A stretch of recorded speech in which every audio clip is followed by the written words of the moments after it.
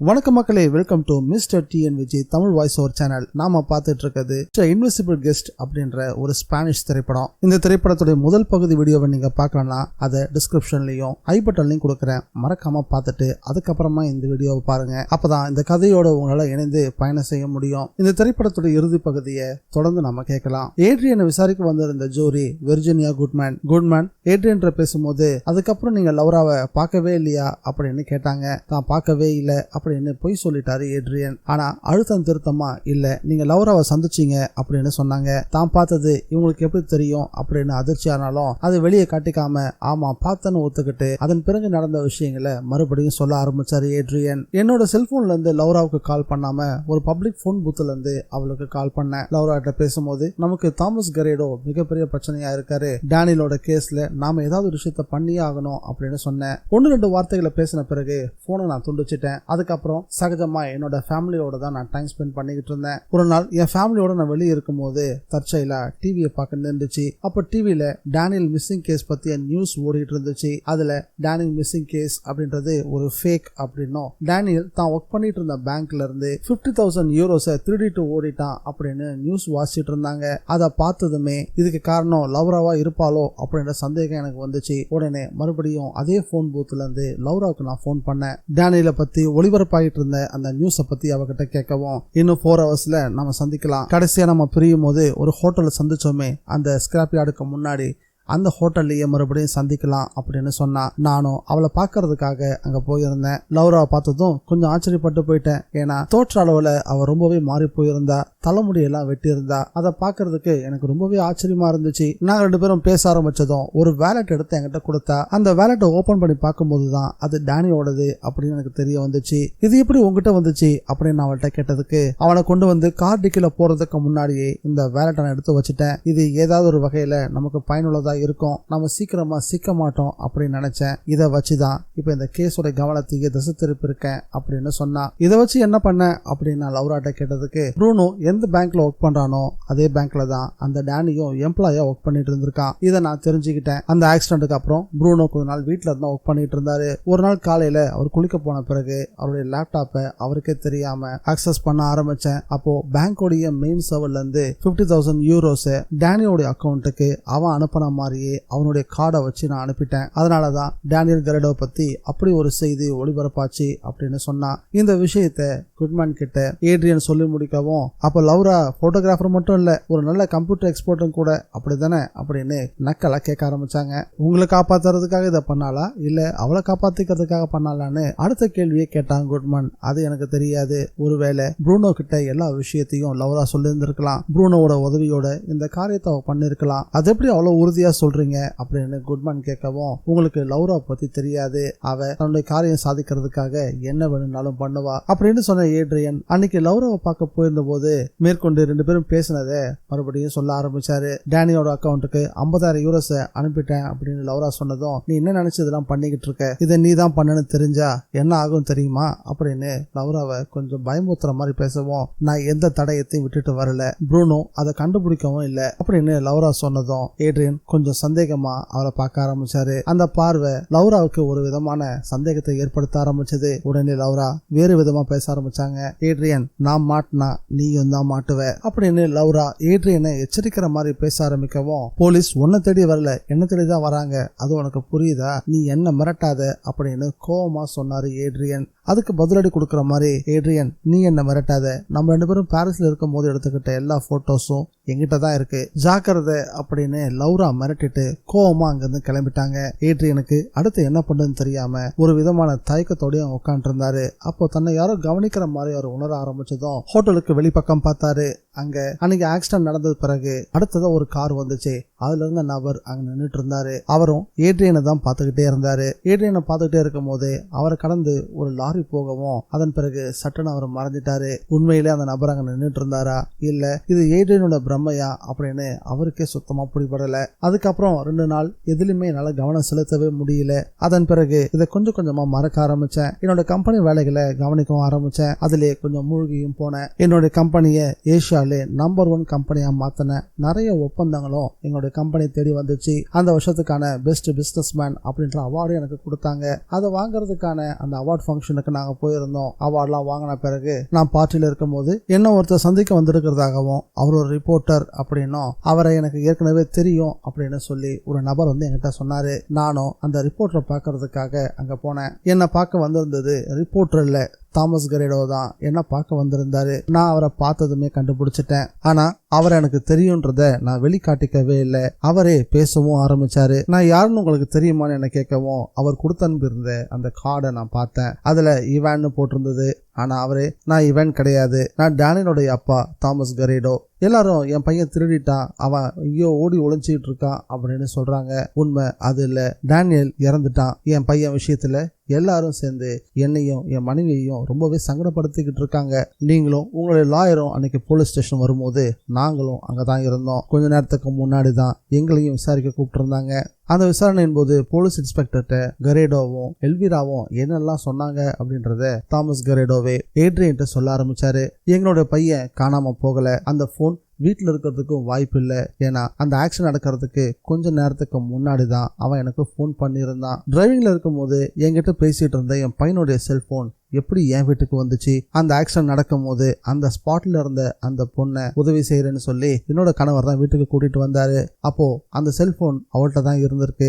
அவ தான் எங்க வீட்டுக்குள்ள அந்த செல்போனை வச்சிருக்கா. அது மட்டும் இல்ல, அந்த கார் தன்னுடைய சிஸ்டர்து அப்படின்னும் அந்த காரை நான் தான் ஊட்டிட்டு வந்தேன் அப்படின்னு அவ என்கிட்ட போய் தான் சொன்னான். அந்த காரை நான் சரி பண்ணி கொடுத்த பிறகு அவ என் கண்ணு முன்னாடி தான் அந்த சீட்டை அட்ஜஸ்ட் பண்ணிட்டு அதன் பிறகு காரை ஊட்டிட்டு போனா. அவ தான் அந்த காரை ஊட்டிட்டு வந்ததா இருந்திருந்தா எதுக்காக சீட்டை ஏன் முன்னாடி அட்ஜஸ்ட் பண்ணணும்? அவ தனியா வரல, அவ கூட வேற யாரோ ஒரு ஆண் இருந்திருக்காங்க. அவளுடைய கார்ல நான் ஒரு லைட்டரை பார்த்தேன். அது ஆண்கள் மட்டுமே பயன்படுத்தக்கூடிய ஒரு லைட்டர். அந்த கார் அவ கூட வந்தாரு அந்த ஆளுடையது தான், அவளுடைய சிஸ்டர்து இல்ல அப்படின்ற ஸ்டேட்மெண்ட்டை இன்ஸ்பெக்டர் கிட்ட சொன்னதா ஏடியன் கிட்ட சொல்லி முடிச்சாரு கரேடோ. அந்த பொண்ணு ஒன்னு தன்னை காப்பாத்திருக்க போய் சொல்லியிருந்திருக்கணும், இல்ல உங்களை காப்பாத்திக்க போய் சொல்லியிருந்திருக்கணும் அப்படின்னு உண்மையை உடைச்சு பேச ஆரம்பிச்சாரு. இந்த வார்த்தைகளை கேட்டதும் ஏட்ரியனோட முகம் மாற ஆரம்பிச்சது. உங்க லைட்டர் தர முடியுமா அப்படின்னு ஒரு சிகரெட் எடுத்து வாயில வச்சுட்டு கேட்கவும் ஏட்ரியனும் கொஞ்சம் கூட யோசிக்காம தன்னுடைய லைட்டர் எடுத்து கொடுத்தாரு. அந்த லைட்டர் வாங்கி திருப்பி பார்த்தாரு. அதே லைட்டர் தான் அன்னைக்கு அவர் கார்லயும் பார்த்திருந்தாரு. இதுக்கு முன்னாடி வரைக்கும் ஏட்ரியன் மேல ஒரு சந்தேகம் மட்டும்தான் தாமஸ் கரேடோவுக்கு இருந்துச்சு. ஆனா இப்போ அந்த பொண்ணு கூட இருந்தது ஏட்ரியன் தான் அப்படின்றத அவர் முடிவே பண்ணிட்டாரு. தாமஸ் கரேடோ தன்னை கண்டுபிடிச்சிட்டாருன்னு தெரிஞ்சதும் ஆக்சிடென்ட் நடந்ததா நீங்க சொல்ற அந்த நேரத்துல நான் அந்த ஸ்பாட்லயே இல்ல, நான் பாரிஸில் தான் இருந்தேன், அதுக்கான எவிடன்ஸை போலீஸ்லயும் கொடுத்துருக்கேன் அப்படின்னு சொன்னாரு ஏட்ரியன். உண்மைதான், நீங்க கொடுத்த எவிடன்ஸை போலீஸ் எங்க கிட்டையும் காட்டினாங்க. அதன் பிறகு நாங்க அங்கிருந்து எங்க வீட்டுக்கு போனோம். கொஞ்ச நாள்லயே என் பையன் டேனியல் பணத்தை திருடிட்டான் அப்படின்னும் அவன் இறந்து போகல, எங்கேயோ தலைமறைவா இருக்கானோ செய்தி வந்துச்சு. அதை பார்த்ததும் எங்களுக்கு ரொம்பவே சங்கடமா இருந்தது. இது எல்லாமே யாரோ ஒருத்தர் திட்டம் போட்டு செட்டப் பண்ணிட்டு இருக்காங்கன்ற விஷயத்த நாங்க போலீஸ்கிட்டையும் இன்ஃபார்ம் பண்ணோம். ஆனா அவங்க அதை நம்ப தயாரா இல்ல. என்னோட மனைவி எல்விரா ரொம்பவே சோர்ந்து போயிட்டா. தான் பையனோட நிலைமையை நினைச்சு அவளோட உடல்நலமும் பாதிக்கப்பட்டுச்சு. என்ன ஆனாலும் சரி, நாங்க இந்த விஷயத்த விட்டு கொடுக்க போறது இல்ல. என்கிட்ட இருக்கக்கூடிய ஒரே ஒரு லீட் நீ மட்டும்தான். நான் உன்னை ஃபாலோ பண்ண ஆரம்பிச்சேன். பாரிஸ்ல நீ இருந்தப்போ நான் உன்னை வாட்ச் பண்ணிட்டே தான் இருந்தேன். பாரிஸ்ல நீ தனியா இல்ல, வேறொரு பொண்ணோட இருக்கிறதையும் நான் பார்த்தேன். நான் எந்த ஒரு எவிடன்ஸை போலீஸ்ட கொடுத்தாலும் அவங்க அதை பெருசா கண்டுக்கவே இல்லை. ஏன்னா சமுதாயத்துல உனக்கு இருந்த அந்தஸ்து அவங்களுக்கு ஏதோ பயத்தை ஏற்படுத்திருக்குன்னு நினைக்கிறேன். ஆனா எனக்கு பயம் இல்ல. சந்தோஷமா இருந்த என் குடும்பத்தோட அமைதியை கெடுத்தது நீயும் அந்த பொண்ணும். அன்னைக்கு நீ அவ கூட தான் இருந்தன்னு எனக்கு நல்லாவே தெரியும். உண்மையை சொல்லு, என் பையன் எங்க அப்படின்னு கோவமா கேட்க ஆரம்பிச்சாரு தாமஸ் கரேடோ. இல்ல, நீங்க என்ன தப்பா புரிஞ்சுக்கிட்டு இருக்கீங்க, நீங்க கேட்கிற எதை பத்தியும் எனக்கு தெரியாது அப்படின்னு ஏட்ரியன் மறுத்து பேச ஆரம்பிச்சாரு. தாமஸ் கரேடோவுக்கு இன்னும் கோபம் அதிகமாக ஆரம்பிச்சது. ஏட்ரியனோட சட்டையை பிடிச்சு பேசவும் ஆரம்பிச்சாரு. இல்ல, நீ அங்கதான் இருக்க, நீ தான் அந்த ஆக்சிடென்ட் ஏற்படுத்தின. என் பையனோட கார் அங்கதான் இருந்துச்சு, அந்த காரையும் நீ தான் ஓட்டிட்டு போயிருக்க. உண்மையை உன்னால அவ்வளவு சீக்கிரம் மறைக்க முடியாது, அதுக்கு இதுதான் சாட்சி அப்படின்னு ஏட்ரியன் கொடுத்த லைட்டரை காட்டிட்டு அந்த லைட்டை தூக்கி தண்ணியிலையும் போட்டாரு. அதை பார்க்கும் போது ஏட்ரியனுக்கு டேனியலோட கார் தண்ணியில முழுகுன்னு சற்று ஞாபகத்துக்கு வந்துச்சு. தாமஸ் கரேடோவும் அதை தான் மீன் பண்ணாரு. அப்போ இதுதான் நடந்துச்சா அப்படின்னு ஏட்ரியனை பார்த்து கேட்கவும் ஏட்ரியன் கிட்ட அதுக்கான பதிலே இல்ல. என் பையன் இறந்துட்டான்னு எனக்கும் என் மனைவிக்கும் நல்லாவே தெரியும். ஒரு அப்பாவா கேட்கிறேன், அவன் எங்க இருக்கான்னு சொல்லு. அவனுடைய இறந்த உடலை முறையா அடக்கம் பண்ணி அவனுடைய ஆன்மாவுக்கு நிம்மதியை கொடுக்கணும்னு நினைக்கிறோம். என் பையன் எங்க இருக்கான்னு சொல்லுன்னு ரொம்பவும் உருக்கமாவும் பேச ஆரம்பிச்சாரு. ரொம்ப நேரமாவே யாரோ ஒரு நபர் ஏட்ரியன் கிட்ட கடுமையா வாக்குவாதம் பண்ணிக்கிட்டு இருக்காருன்றத அங்க இருந்த செக்யூரிட்டிங்க கவனிச்சு போலீஸுக்கும் இன்ஃபார்ம் பண்ணிட்டாங்க. அவங்களும் தாமஸ் கிரேடோவை வந்து இழுத்துட்டு போகாத குறையா கூட்டிட்டு போயிட்டாங்க. போறதுக்கு முன்னாடி தாமஸ் கிரேடோ கடுமையான எச்சரிக்கையை ஏட்ரியனுக்கு கொடுத்துட்டு தான் போனாரு. இந்த விஷயத்த நான் சும்மா விட மாட்டேன், உன்னையும் அந்த பொண்ணையும் இதுக்கு எல்லாத்துக்கும் பதில் சொல்ல வைப்பேன் அப்படின்னு சொல்லிட்டு தான் அங்கிருந்து போனாரு தாமஸை கூட்டிட்டு போன போலீஸும் அவரை கடுமையா எச்சரிக்கை பண்ணி அனுப்பினாங்க. அதுக்கப்புறம் தாமஸ் கிரேடோவை நான் பார்க்கவே இல்லை அப்படின்னு குட்மேன் கிட்ட சொல்லி முடிச்சாரு ஏட்ரியன். அப்போ இந்த கேஸ்ல 2 கொலை நடந்திருக்கு, 2 டெட் பாடிஸ் இருக்கு. என்னை பொறுத்த வரைக்கும் லௌராவோட கொலைக்கும் டேனியல் கிரேடோவோட கொலைக்கும் நிச்சயம் சம்பந்தம் இருக்குன்னு தோணுது. ஆனா போலீஸை பொறுத்த வரைக்கும் லௌரா விடேலோடைய உடல் மட்டும்தான் அவங்க கைக்கு கிடைச்சிருக்கு. போலீஸை பொறுத்த வரைக்கும் அந்த கொலையை பண்ணது நீங்க தான் அப்படின்னு உறுதியா நம்புறாங்க.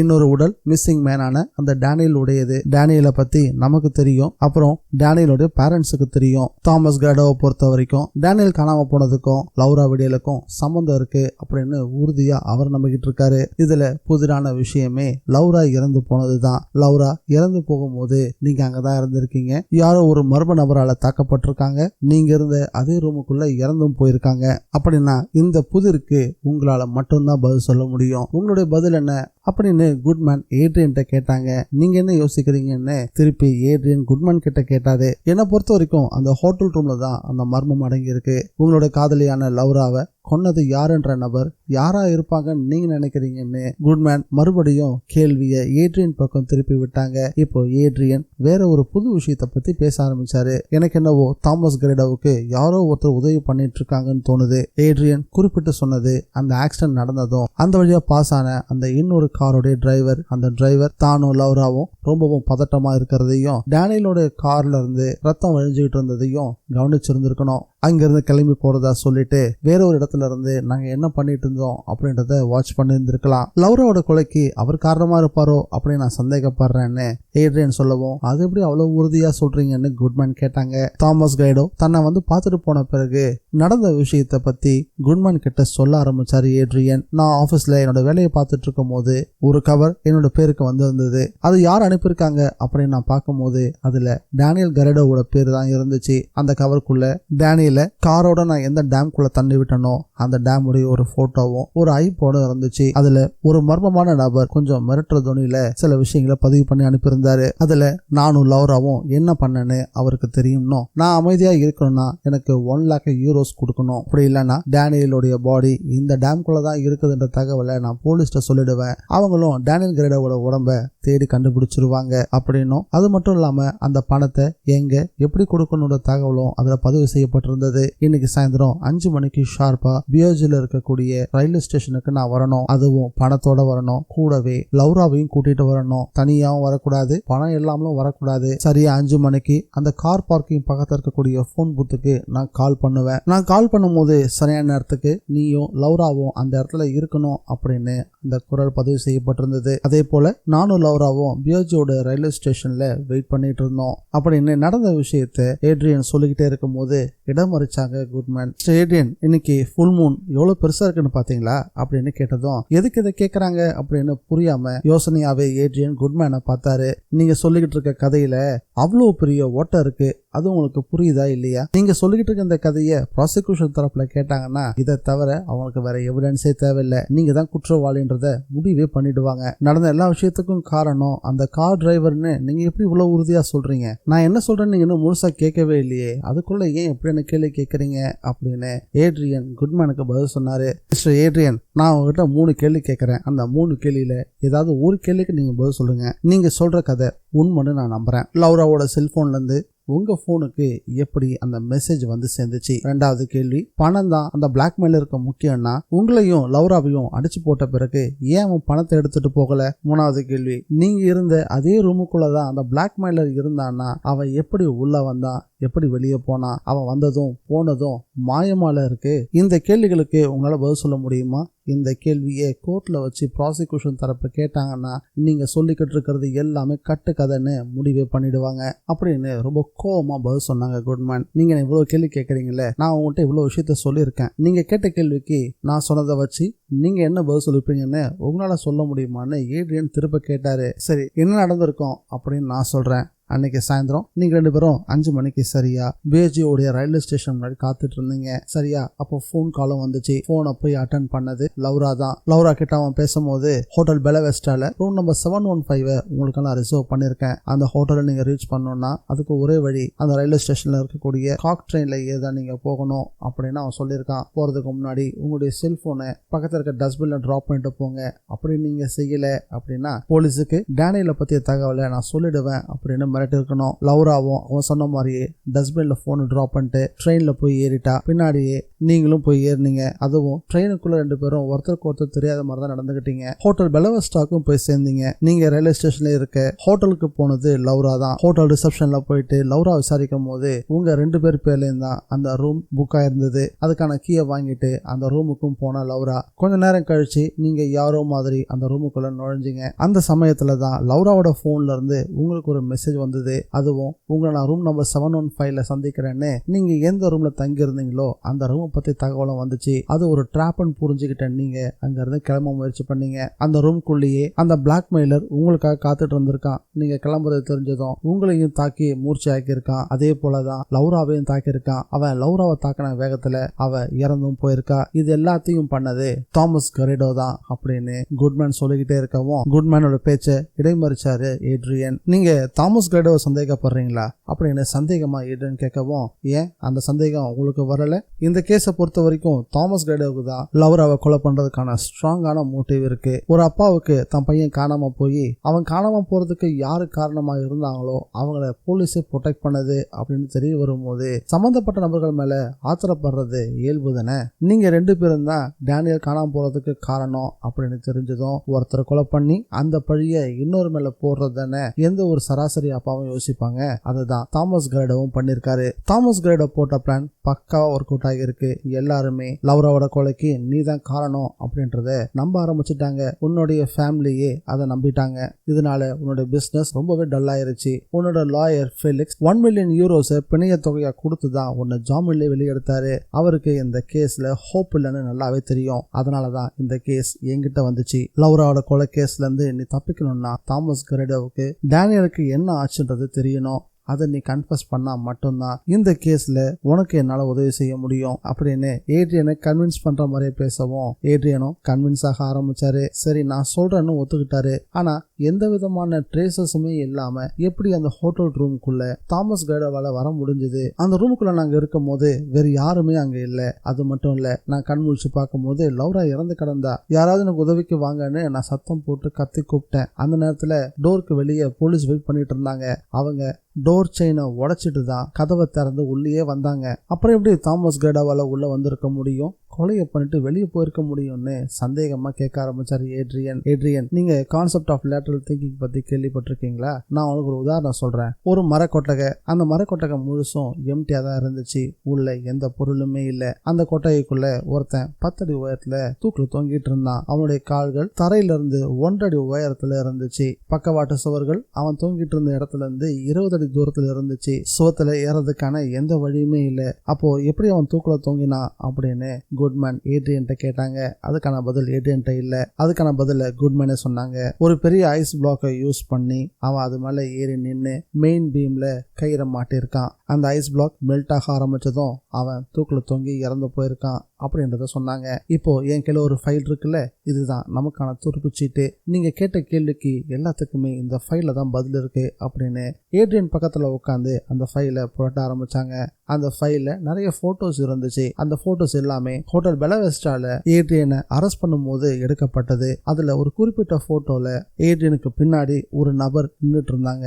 அந்த நபர் வேற யாரும் இல்ல, தாமஸ் கரேடோவோட ஒய்ஃபான எல்வீரா தான். தாமஸ் கரேடோ லௌரா கிட்ட பேசும்போது தன்னோட ஒய்ஃப் வேலைக்கு பக்கத்துல ஒர்க் பண்ணிட்டு இருக்கான்ற விஷயத்த லௌராட்ட சொல்லிருப்பாரு. இந்த விஷயத்த லௌராவும் ஏட்ரியன் கிட்ட தாமஸ் கரேடோவோட வீட்டுக்கு போயிட்டு வந்த பிறகு சொல்லியிருந்தாங்க. அதை ஞாபகப்படுத்தி பார்த்தாரு ஏட்ரியன். இது எல்லாமே தாமஸ் கரேடோ உங்களுக்காக செட் பண்ண ஒரு ட்ராப்.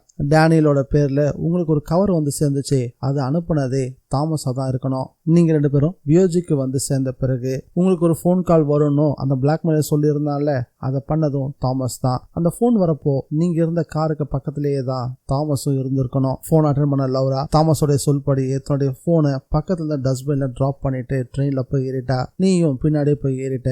அதன் பிறகு அந்த போனை எடுத்துக்கிட்டு தாமஸ் உங்களை அதே ட்ரெயின்ல ஃபாலோ பண்ணிருக்கணும். நீங்க 2 பேரும் ஹோட்டல் பெலவெஸ்டா கிட்ட வந்து ஸ்டேஷன்ல ஒர்க் பண்ணிட்டு இருக்கும் போது உங்களுக்கு முன்னாடியே தாமஸ் அந்த ஹோட்டலுக்கு போயிருந்திருக்கணும். எல்விராவும் அந்த ஹோட்டல்ல ஒர்க் பண்ணிட்டு இருந்ததால தாமஸ் அந்த ரூம்குள்ள ஈஸியா நுழைஞ்சிட்டாரு. அது மட்டும் இல்ல, தாமஸ் தப்பிக்கணும்ன்றதுக்காக அதுக்கு பக்கத்து ரூம்லயே வெயிட் பண்ணிட்டு இருந்த எல்விரா தாமஸ் அந்த ரூமுக்கு வந்தது தெரிஞ்சதும் 715க்கு பக்கத்துல இருந்த ரூம்ல இருந்த விண்டோவை ஹேண்டில் யூஸ் பண்ணி திறந்து விட்டுட்டு ஒரு ஹேண்டில் கொண்டு வந்து தாமஸ் கிட்ட கொடுத்துட்டு டோரை லாக் பண்ணிட்டு அங்க இருந்து கிளம்பி இருந்திருக்கணும். நீங்க 2 பேரும் அந்த ரூமுக்கு வர வரைக்கும் அங்க இருந்த க்ளோசெட்குள்ள ஒளிஞ்சிட்டு இருந்திருக்கணும். நீங்க 2 பேரும் அந்த ரூமுக்கு வந்த பிறகு லௌராவோட போன்ல இருந்து மெசேஜ் அனுப்பியிருக்கணும். மெசேஜ் பார்த்ததும் 2 பேருமே டென்ஷன் ஆனீங்க. இந்த ரூம் நமக்காக விரிக்கப்பட்டிருந்த வளன்றது தெரிஞ்சதும் அங்க இருந்து கிளம்ப முயற்சி பண்ணீங்க. நீங்க 2 பேரும் கிளம்புறதுக்குள்ள தாமஸ் கிரேடோ அந்த க்ளோசெட்குள்ள இருந்து வெளியே வந்து உங்களையும் லௌராவையும் தாக்கியிருக்கணும். லௌராவை தாக்கும் போது அவ போட்ட சத்தமும் அவ விழும்போது ஏற்பட்ட சத்தமும் வெளியே வரைக்கும் கேட்டிருக்கணும். இந்த சத்தம் கேட்டதால இந்த ரூம்குள்ள இருந்து ஏதோ சத்தம் வருது, நாங்க கூப்பிட்டு பார்த்தோம், யாருமே பதில் சொல்லன்னு அந்த ரூமுக்கு வெளியே இருந்தவங்க போலீஸுக்கு இன்ஃபார்ம் பண்ண போலீஸும் அங்க வந்து சேர்ந்துச்சு. அதுக்கு முன்னாடி தான் கையில இருந்த ஹேண்டில் யூஸ் பண்ணி விண்டோவை திறந்து வெளிப்பக்கமா இறங்கி அடுத்த ரூம்ல ஏற்கனவே பாதி ஓபன் இருந்த விண்டோ வழியா தாமஸ் கிரேடோ தப்பிச்சிருந்திருக்கணும். போலீஸ் வரும்போது அந்த ஹோட்டலுடைய ஒன் ஆஃப் த இன்சார்ஜ் அப்படின்றதால எல்விராவும் கூட வந்திருக்கணும். இதெல்லாம் நடக்கும்னு எல்விராவுக்கு நல்லாவே தெரியும். அதனால விண்டோவுடைய இன்னொரு ஹேண்டிலையும் தாங்கிட்ட எடுத்து பத்திரப்படுத்தி வச்சிருந்தா. உள்ள வந்ததும் போலீஸ் பார்க்காத நேரத்துல எந்த விண்டோ வழியா தாமஸ் தப்பிச்சு போனாரோ அந்த விண்டோவை லாக்கும் பண்ணிட்டா. அதனால போலீஸால எந்த ஒரு விஷயத்தையும் கண்டுபிடிக்க முடியல. இதுதான் நடந்திருக்கணும் அப்படின்னு குட்மேன் ஏட்ரியன் கிட்ட விளக்கமா சொல்லிட்டு இருந்தாங்க. அந்த நேரம் பார்த்து குட்மேனுக்கு ஒரு போன் வந்துச்சு. என்னது கன்ஃபார்மா 100% அப்படின்னு கொஞ்சம் ஆச்சரியமான தோரணையில தான் குட்மேன் பேசிட்டு இருந்தாங்க. போனை வச்சதுமே ப்ராசிக்யூஷன் தரப்புல விட்னஸை ப்ரொடியூஸ் பண்ணிட்டாங்களான்னு ஏட்ரியன் கேட்கவும், ஆமா, அவன் பேர் என்னன்றது இன்னும் நமக்கு தெரியல, அவனை நமக்கு நல்லாவே தெரியும், அவன் தான் அந்த டிரைவர் அப்படின்னு சொன்னாங்க குட்மேன். மிஸ்டர் ஏட்ரியன், ஒருவேளை நீங்க அன்னைக்கு லௌரா கூட இல்ல, நீங்க ஏற்படுத்தி வச்சிருக்க அலபியை பேஸ் பண்ணி நீங்க பாரிஸ்ல தான் இருந்தீங்க. அந்த ஆக்சிடென்ட்டை ஏற்படுத்தினது லௌரா தான். அதனாலதான் டேனியல் கொல்லப்பட்டான். டேனியலோட பாடியை மறைச்சதே லௌரா தான். எங்க தான் மாட்டிப்போமோன்னு பயந்து போய் தன்னுடைய ஹஸ்பண்டான ப்ரூனோவோட ஐடியா பயன்படுத்தி அந்த பேங்கோட சர்வர்க்குள்ள நுழைஞ்சி அங்க இருந்து 50,000 யூரோஸை டேனியல் கிரேடோவோட அக்கௌண்ட்டுக்கு மாத்தி பணத்தை திருடிட்டு தலைமறைவாயிட்டான். இது எல்லாத்தையும் தெரிஞ்சுக்கிட்டு அந்த பிளாக்மெயிலர் லௌராவை மிரட்டி இருக்கான். அவன்கிட்ட இருந்து தப்பிக்க முடியாம தான் ஹோட்டல் பெலவெஸ்டாவுக்கு லௌரா உங்களை வர வச்சு உங்ககிட்ட உதவி கேட்டிருக்கா. ஹோட்டல் பெலவெஸ்டாக்கு நீங்க போற வரைக்கும் டேனியல் கிரேடோ பத்தி உங்களுக்கு எந்த ஒரு விஷயமும் தெரியாது. அந்த இடத்துல அந்த பிளாக்மெயிலரால லௌரா கொல்லப்பட்டதும் நீங்க அங்க தற்செயலா மாட்டிக்கிட்டீங்க அப்படின்னு நம்மளால கோர்ட்ல ஆர்கியூ பண்ண முடியும் அப்படின்னு சொல்லி குட்மேன் ஏட்ரியனை கன்வின்ஸ் பண்ண ட்ரை பண்ண ஆரம்பிச்சாங்க. அப்போ நீங்க என்ன சொல்ல வரீங்க? லௌராவால பாதிக்கப்பட்டது அந்த டேனியல் மட்டும் இல்ல, நானும் அவனால தான் பாதிக்கப்பட்டேன் அப்படின்னு சொல்றீங்களா அப்படின்னு கேட்டாரு ஏட்ரியன். ஆமா, அப்படிதான் சொல்லணும். இது நடக்கணும் அப்படின்னா நீங்க நான் சொல்றத கேட்டாகணும். இப்ப நான் சொன்ன விஷயங்களை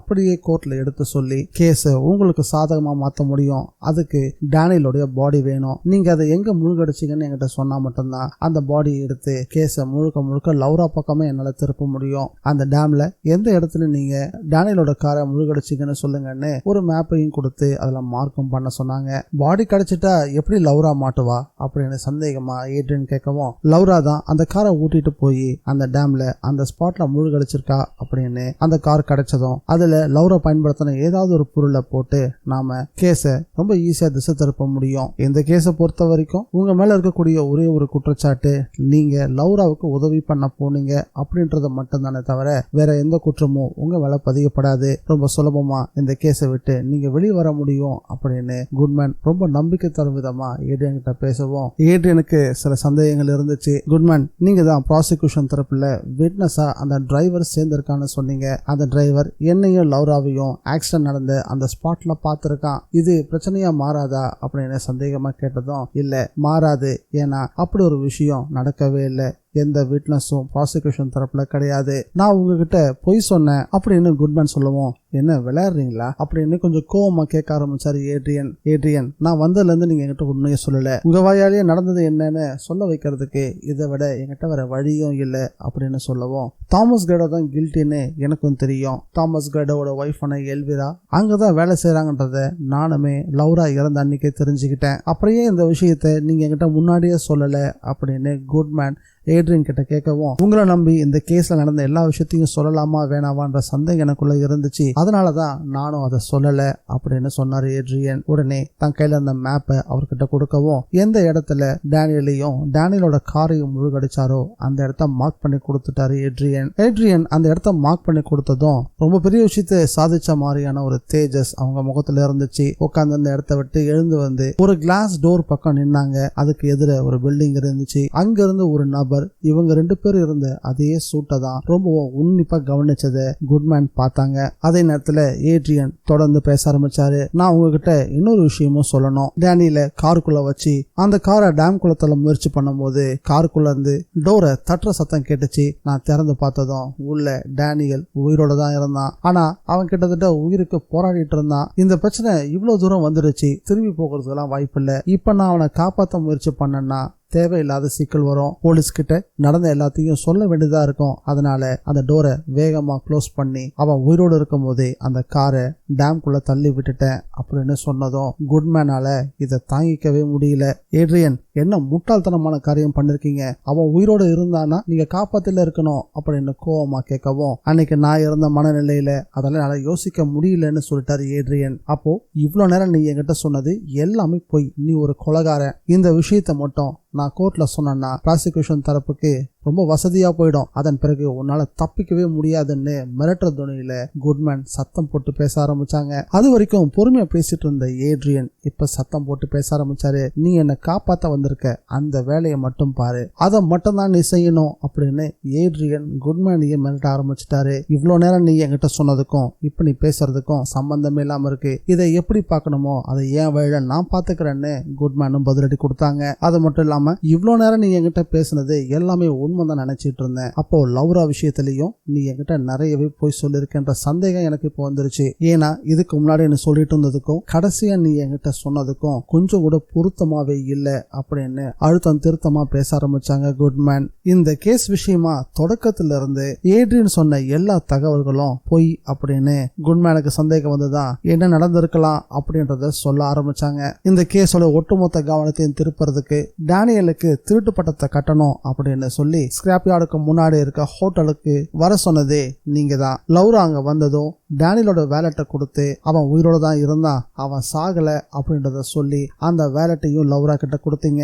அந்த நிமிஷத்திலேயே அவ டிப்ரெஷனுக்கு ஆளாக ஆரம்பிச்சிட்டா. ஆக்சிடென்ட் நடந்ததும் போலீஸுக்கு போன் பண்ணலான்னு சொன்னது லௌரா தான். ஆனா நீங்க தான் இந்த பிரச்சனையை நானே பாத்துக்கிறேன் அப்படின்னு டேனியலோட பாடியை மறைக்கிறதுக்கான முயற்சியில இறங்குனீங்க. அந்த பையன் ஆக்சிடென்ட் தான் இறந்து போனான் அப்படின்னு லௌரா நம்பினதுனாலதான் நீங்க சொல்ற எந்த ஒரு விஷயத்தையும் அவன் அப்படியே கேட்டுக்கிட்டு இருந்தா. எப்போ அவன் உயிரோட தான் இருந்தாலும் அவனை காப்பாத்தாம அவனுடைய காரை அவனோட சேர்த்து நான் முழுகடிச்சிட்டேன்னு சொன்னீங்களோ அந்த நிமிஷமே எல்லாமே மாற ஆரம்பிச்சிருச்சு. லௌரா நிம்மதி இல்லாம தவிக்கவே ஆரம்பிச்சா. ஒரு கட்டத்துக்கு மேல மன அழுத்தம் தாங்க முடியாம தாமஸ் கிரேடோவுக்கும் எல்விராவுக்கும் அவளே போன் பண்ணி நடந்த எல்லா உண்மைகளையும் சொல்லி இருக்கா.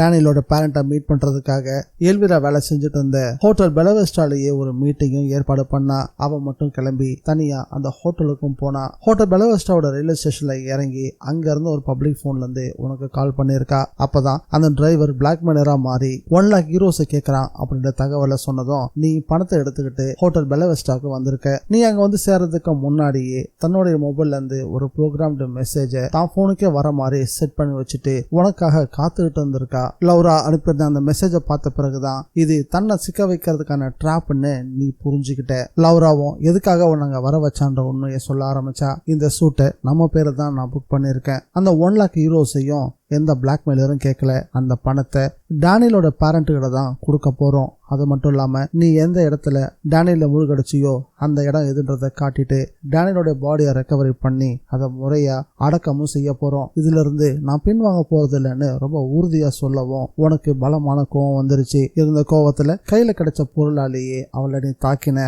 லவ்ரா அவரை நெத்தி போட்டுல நீ அடிச்ச அடி சரியா இறங்கவும் அதே இடத்துல விழுந்து அவ உயிரை விட்டுட்டா. லவ்ராவை கொலை பண்ணதும் நீதான். அங்கிருந்து நீ தப்பிக்கலாம் அப்படின்னு முயற்சி பண்ண. அதுக்குள்ள சத்தம் கேட்டு டோருக்கு வெளியில பப்ளிக் ஒன்னா சேர்ந்துட்டாங்க. டோர் வழியா வெளியே போக முடியாதுன்னு விண்டோ வழியா தப்பிக்கலான்னு முயற்சி பண்ண. விண்டோ லாக்ல இருந்துச்சு. அதுக்குள்ள போலீஸ் அங்க வந்துடவும் உன்னை நீயே காயப்படுத்திக்கிட்டு யாரோ உள்ள இருக்காங்க, அவங்க தான் என்னையும் தாக்கினாங்க, லவ்ராவையும் கொன்னாங்கன்னு ஒரு புது தியரியை கிரியேட் பண்ண.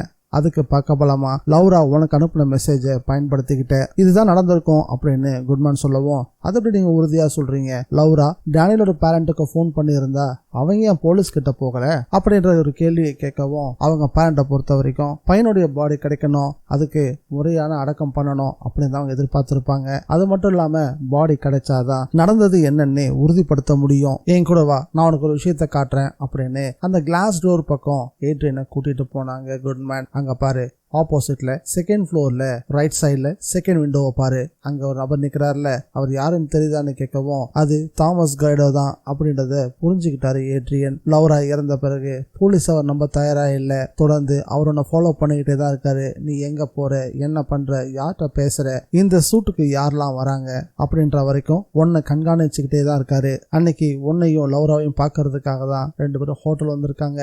ஆனா அதுக்குள்ள லவ்ரா இறந்து போன விஷயம் தெரிஞ்சதும் உனக்கும் அவளுக்கு இடையில என்ன நடந்திருக்குன்றத யூகமும் பண்ணாங்க. அவங்களுக்கு தேவையான நியாயம் உடனே கிடைக்காதுன்னு அதுக்காக பொறுத்துதான் இருக்கணும்னு தொடர்ந்து உன்னை கண்காணிச்சுக்கிட்டே தான் இருந்தாங்க.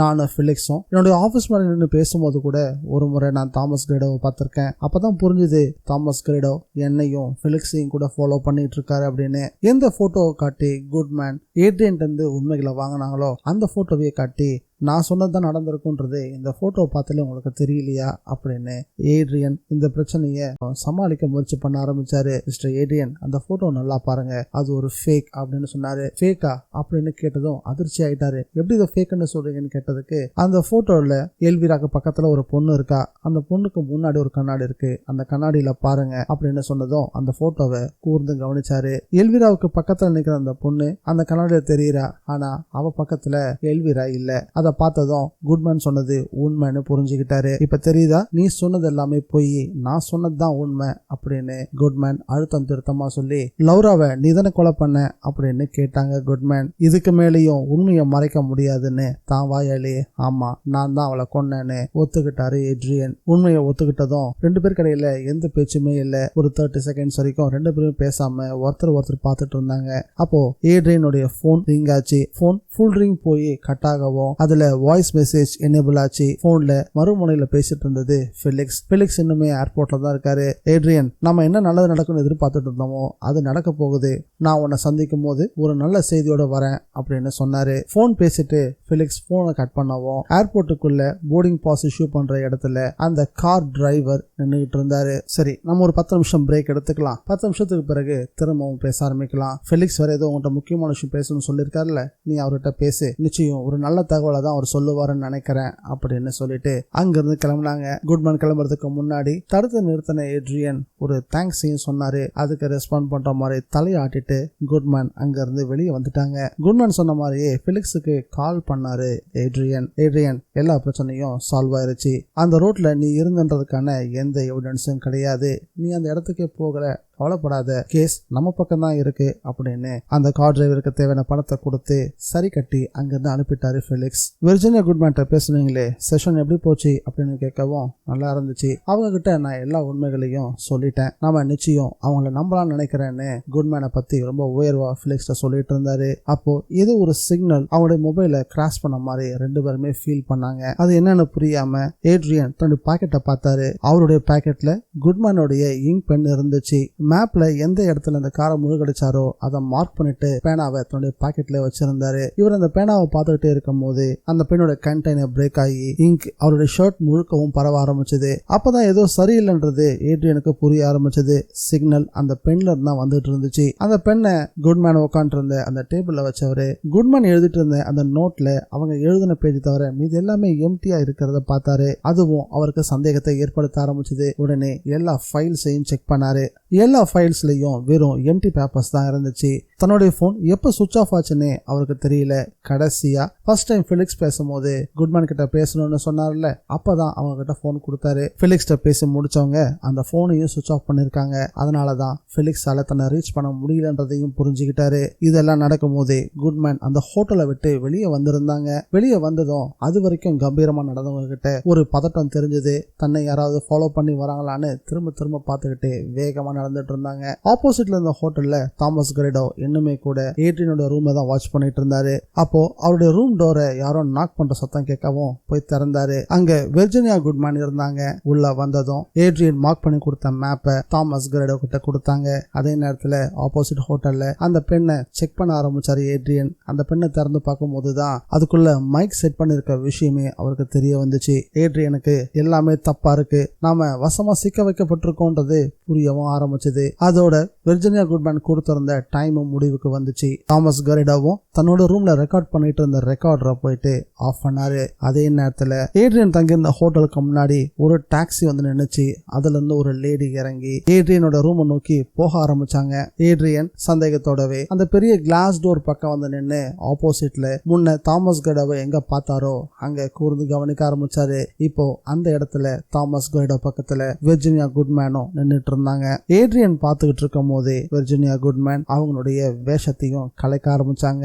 உண்மையில தாமஸ் கரிடோ பக்கத்துல நின்றுட்டு இருந்தது வெர்ஜினியா குட்மேன் இல்ல, தாமஸோட ஒய்ஃபான எல்வீரா தான். இதை பார்த்துக்கிட்டு இருந்த ஏட்ரியனுக்கு கண்ணெல்லாம் கலங்க ஆரம்பிச்சிருச்சு. அதே நேரத்துல ரூமோட காலிங் பெல் அடிக்கவும் போய் டோரை திறந்தாரு ஏட்ரியன். அங்க நீங்க தானே மிஸ்டர் ஏட்ரியன் டோரியா, நான் தான் வெர்ஜினியா குட்மேன் அப்படின்னு வந்தவங்க சொன்னாங்க. அதே நேரத்துல ஆப்போசிட்ல இருந்த ஹோட்டல்ல தாமஸ் கரிடோ போலீஸுக்கு போன் பண்ணி நான் தான் தாமஸ் கரிடோ, என் பையன் தான் டேனியல் கரிடோ, அவனுக்கு என்ன ஆச்சுன்ற உண்மையை நான் உங்ககிட்ட சொல்லணும் அப்படின்னு சொன்னாரு. இதோட இந்த படம் முடிவுக்கு வருது. இந்த இன்வெஸ்டிகேஷன் மூவி உங்களுக்கு பிடிச்சிருக்கா இல்லையான்றதையும் என்னோட நரேஷன் எப்படி இருந்தது அப்படின்றதையும் மறக்காம கமெண்ட்ல பதிவு பண்ணுங்க. இந்த வீடியோ பிடிச்சிருந்தா லைக் பண்ணுங்க, ஷேர் பண்ணுங்க. Mister TN Vijay Tamil voice over சேனலை மறக்காம சப்ஸ்கிரைப் பண்ணி வச்சுக்கோங்க. மீண்டும் அடுத்து ஒரு பிரமாதமான திரைப்படத்தோட சந்திக்கலாம். By guys.